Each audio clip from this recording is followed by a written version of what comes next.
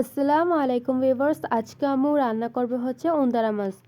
তো উন্দারা মাছ রান্না করার জন্য প্রথমে তেল গরম করে নিল। তেল গরম হয়ে গেলে সেখানে দিয়ে দিব হচ্ছে পেঁয়াজ কুচি। পেঁয়াজ কুচি দিয়ে নেড়ে চেড়ে অল্প করে নরম করে নেবে। পেঁয়াজ কুচি অল্প নরম হয়ে গেলে সেখানে দিয়ে দিবে কয়েকটা কাঁচামরিচ ছেঁড়া কাঁচামরিচ দিয়ে একটু নেড়ে চেড়ে নিবে। তারপর দিয়ে দিবে হচ্ছে মরিচ বাটা, অল্প করে হলুদ গুঁড়ি দিয়ে ভালো করে নেড়ে চেড়ে মিক্স করে নিবে, যাতে মশলাগুলো তেলের সাথে ভালো করে কষে যায়। যতক্ষণ না মশলাগুলো কষে যাচ্ছে এরকম অনবরত নাড়তে থাকবে, যাতে মশলাগুলো নিচে দিয়ে লেগে না যায়। মশলাগুলো নিচে লেগে না যাওয়ার জন্য অল্প করে পানি দিয়ে দিল, কারণ মশলাগুলো নিচে লেগে গেলে সেগুলো তিতা হয়ে যাবে। এবার কিছুক্ষণ পরে দেখেন মশলাগুলো কষে গেছে। মশলাগুলো কষে গেলে সেখানে দিয়ে দিব হচ্ছে আগে থেকে নুন, হলুদ আর মরিচ দিয়ে মেখে রাখা মাছ। যেহেতু মাছগুলো আগে থেকে নুন দিয়ে মেখে রাখা, তাই হচ্ছে আম্মু এক্সট্রা করে নুন দেয় না। আপনাদের যদি নুন কম মনে হয় তাহলে আপনারা এক্সট্রা করে নুন দিতে পারেন। মাছগুলো দিয়ে আম্মু একটু নেড়ে চেড়ে নিয়েছে, যাতে মাছগুলো মশলার সাথে ভালো করে মিশে যায়।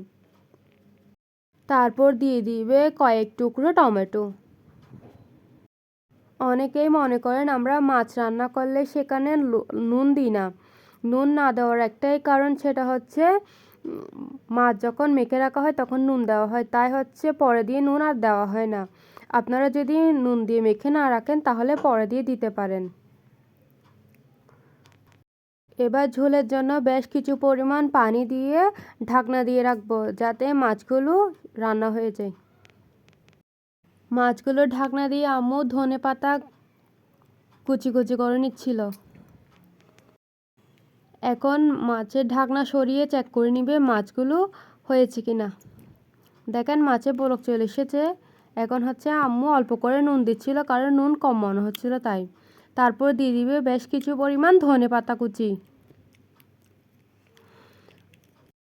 ধনেপাতা কুচি দিয়ে ঢাকনা দিয়ে নামিয়ে নিবে।